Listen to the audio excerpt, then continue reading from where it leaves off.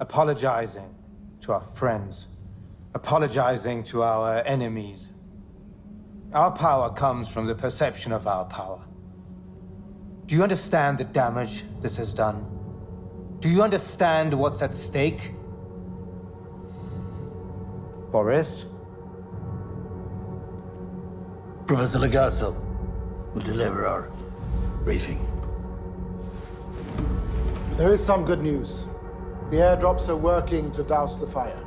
There's been a reduction in radionuclide emissions, but the fire will not be extinguished for at least another 2 weeks. There is also an additional problem. Nuclear fuel doesn't turn cold simply because it is not on fire. In fact, the temperature will likely rise as a result of the blanket of sand we dropped. The uranium will melt the sand, creating a kind of lava which will begin to melt down through the shield below. You've made lava. I anticipated this. I believe there was time to reinforce this lower concrete pad before the lava reached the earth and contaminated the groundwater, but as it turned out, I was worried about the wrong thing. It was my understanding that these large water tanks under the reactor were essentially empty. This is Ulana Khomyuk of the Belarusian Institute. Thanks to her insight, we are now aware that the tanks are, in fact, full. Of water? Yeah. Why is that a problem, Professor? When the lava enters these tanks, it will instantly superheat and vaporize approximately 7,000 cubic meters of water, causing a significant thermal explosion. How significant? We estimate between 2 and 4 megatons. Everything within a 30-kilometer radius will be completely destroyed, including the 3 remaining reactors at Chernobyl. The entirety of the radioactive material in all of the cores will be ejected at force and dispersed by a massive shockwave, which will extend approximately 200 kilometers and likely be fatal to the entire population of Kiev as well as a portion of Minsk.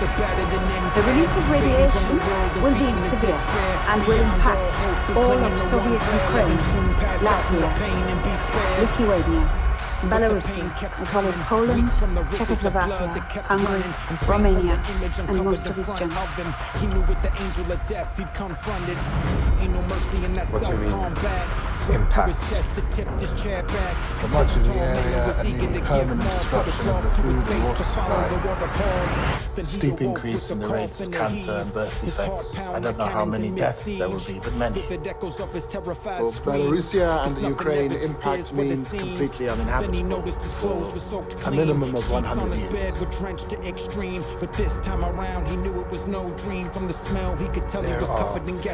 are more than 50 million people living in Belarusia and Ukraine.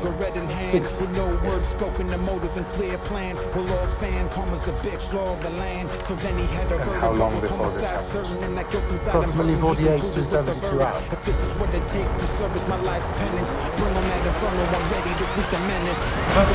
We may have a solution.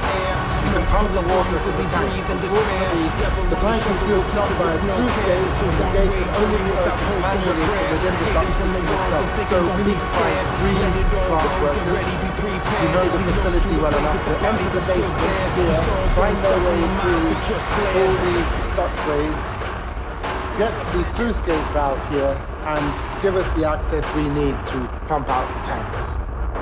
Of course, we will need your permission. My permission for what? The water in these ducts, the level of radioactive contamination. They'll likely be dead in a week. We're asking for your permission to kill 3 men.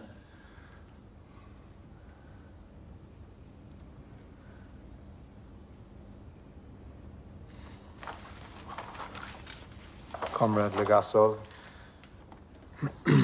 all victories inevitably come at a cost.